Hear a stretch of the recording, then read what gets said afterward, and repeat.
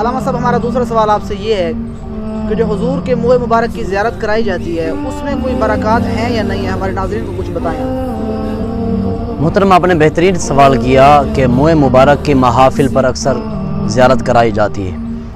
پہلے تو میں ایک بات ناظرین کو بتلاتا چلوں کہ یہ آج کل اکثر منہ مبارک آ گئے اور نام دیا جاتا ہے کہ سرکار غوث پاک کا ہے، حضور صلی اللہ علیہ وسلم کا ہے۔ دیکھیں حضور صلی اللہ علیہ وسلم کے آثار ہیں، صحابہ کرام نے محفوظ فرمائے تھے، مگر وہ چند تھے۔ یہ جو آج کل کمائی کا ذریعہ بنا کر لوگوں کو یہ منہ مبارک بتا کر بال مبارک کسی اور کے ہیں لیکن نام دے دیا حضور صلی اللہ علیہ وسلم کا، اور بیچنے والے وہ بھی ذرا توجہ کریں کہ حضور علیہ السلام کے سامنے انہیں پیش ہونا ہے۔ یہ لوگوں کے سامنے دھوکہ نہیں ہے تو اور کیا ہے، دغا بازی نہیں ہے تو اور کیا ہے۔ یہ اس طرح کے دو نمبر کام کر کے آپ ایک خود کو مسلمان کہلوا کر آپ حضور علیہ السلام کے منہ مبارک کا نام دے کر لوگوں کو دھوکے میں ڈالیں۔ اور نمبر رہی بات حضرت صاحب کے سوال کی، جو انہوں نے سوال کے بہترین آج کل کے دور میں یہ سوال بہترین ہے۔ وہ سوال یہ تھا محترم کہ آپ نے کیا کہ برکات مصطفیٰ منہ مبارک میں ہے کہ نہیں ہے، یا لوگوں کو ویسے ہی زیارت کرائی جاتی ہے۔ حضور علیہ السلام کی برکات مصطفیٰ پر مجھے ایک واقعہ یاد آ گیا بہترین۔ حضرت صفیہ بنت نجدہ رضی اللہ تعالی عنہا آپ روایت کرتی ہیں کہ حضرت خالد بن ولید ایک جنگ کے اندر آپ تشریف فرما تھے، آپ کی ٹوپی مبارک گر گئی۔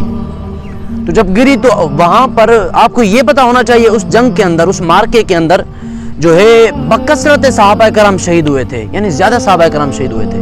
آپ کی جب ٹوپی گری نا، آپ دوڑے، اتنا زور لگایا، جا کر اپنی ٹوپی کو اٹھا کر واپس لائے۔ لوگ اعتراض کرنے لگے، خالد بن ولید یہاں جنگ کا میدان لگائے اور آپ کو اپنی ٹوپی کی پڑی ہے۔ آپ نے بہترین جواب دیا، آپ نے فرمایا لوگوں میں اپنی ٹوپی کے لیے نہیں بھاگا، بلکہ اس ٹوپی کے اندر حضور علیہ السلام کے منہ مبارک ہیں، اس لیے بھاگا تھا کہ کہیں حضور علیہ السلام کے فیض سے محروم نہ ہو جاؤں۔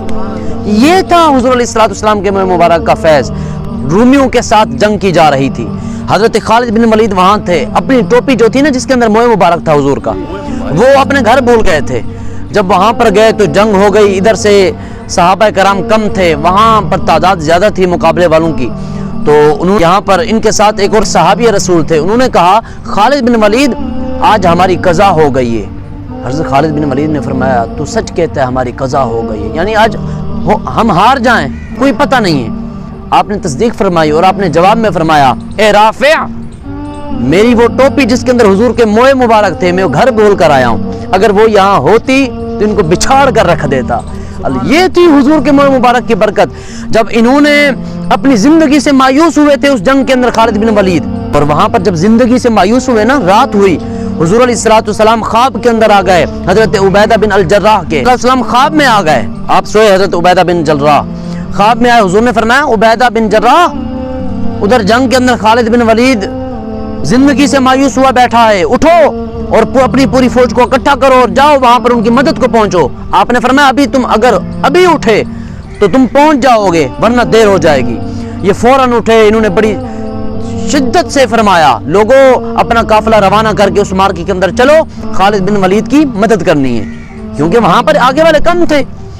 تو جب یہ یہاں سے روانہ ہوئے اپنے گھوڑے سواریاں سمیت جا رہے تھے، راستے میں کیا دیکھتے ہیں، فرماتے ہیں راستے میں کیا دیکھا کہ ایک سواری سامنے چل رہی تھی، اس پر ایک شاہ سوار تھا، بہت تیزی سے جا رہی تھی، ہماری سواریاں ان کے ساتھ مل بھی نہیں پا رہی تھی۔ ہم نے سوچا کہ اللہ نے کوئی فرشتہ بھیج دیا ہے حضرت خالد بن ولید کی مدد کے لیے۔ سبحان اللہ۔ تو جب سامنے یہ نہیں مل پا رہے، آپ نے فرمایا اسے کسی طریقے ملو اور پوچھو یہ کون ہے۔ جب فوج ملی، آپ وہاں پر ساتھ پہنچے تو سمجھا تو یہ تھا کہ یہ ہمارے ہم جوان مردی ہیں، تو کیا دیکھا کہ سامنے وہ چپ رہے، اور پھر آپ نے جب دوسری مرتبہ پوچھا تو انہوں نے کہا میں خالد بن ولید کی اہلیہ ہوں۔ خالد بن ولید کی جب آپ نے ادھر اعلان کیا تھا نا لوگوں اپنا قافلہ اٹھا کر خالد بن ولید کی مدد کو پہنچو، میں نے سن لیا تھا اور میرے اندر یہ میں نے سوچا تھا کہ خالد بن ولید کسی جنگ میں پیچھے تو نہیں ہٹتے، آج کیوں ایسا معاملہ ہوا؟ پھر میری نظر پڑی کہ ان کی ٹوپی تو گھر भूल गए हैं अपनी। मैं वो टोपी उठाकर पहुंच रही हूँ, जल्दी टोपी दूं और उन्हें बिछाड़ कर रख दें। आपने फरमाया अल्लाह तबारक व तआला तेरी मदद करे।